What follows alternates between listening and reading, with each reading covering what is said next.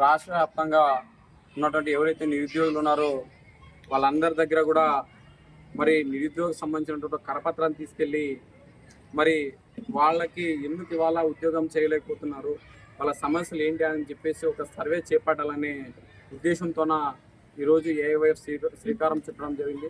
అందులో భాగంగానే మరి రాష్ట్ర ప్రభుత్వం నిర్వహించిన స్కిల్ అదేవిధంగా సెన్సెక్స్ సర్వే ప్రకారం దాదాపుగా చూసుకుంటే ఈ రాష్ట్రంలో 26 జిల్లాల్లో దాదాపుగా 1,56,50,000 దాదాపు 617 మంది నిరుద్యోగులు ఉన్నటువంటి పరిస్థితి వాళ్ళ రాష్ట్ర ప్రభుత్వం తేల్చడం జరిగింది. అందులో ఏదో ఒక పని చేసుకుంటూ దాదాపు 50 లక్షల మంది పైగా ఉన్నారు.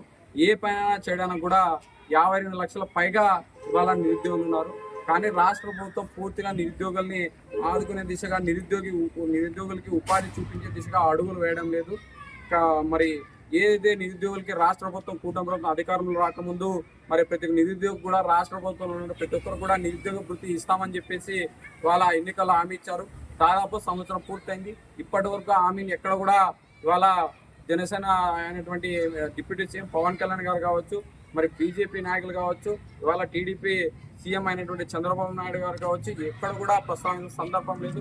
ఖచ్చితంగా నిరుద్యోగులు ఇచ్చినటువంటి హామీల్ని వెంటనే నెరవేర్చాలా, దాదాపు రాష్ట్ర వ్యాప్తంగా ఉన్నటువంటి ఖాళీని భర్తీ చేయాలా, రాష్ట్రంలో ఉన్నటువంటి నిరుద్యోగతని రూపుమాపాలా, రాష్ట్రంలో నూతన పరిశ్రమలను ఏర్పాటు చేయాలా, ఈ దిశగా అడుగులు వేయాలని చెప్పేసి సందర్భంగా డిమాండ్ చేస్తున్నాం.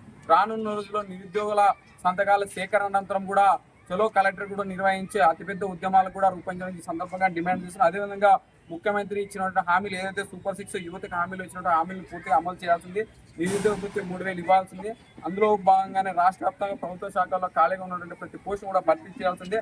అమరావతిని ఫ్రీ జోన్గా ప్రకటించి 26 జిల్లాలో ఉన్నటువంటి యువతకు యువకులు ప్రజలకు ఉద్యోగ అవకాశాలు కల్పించాలా, యువతకు ఉపాధి అవకాశాలు ఎట్టి పరిస్థితుల్లో చూపించాలని చెప్పి సందర్భంగా రాష్ట్ర ప్రభుత్వాన్ని అఖిల భారతీయ యువజన సమైక్య ఏఐవైఎఫ్గా ఈ సందర్భంగా డిమాండ్ చేస్తున్నాం.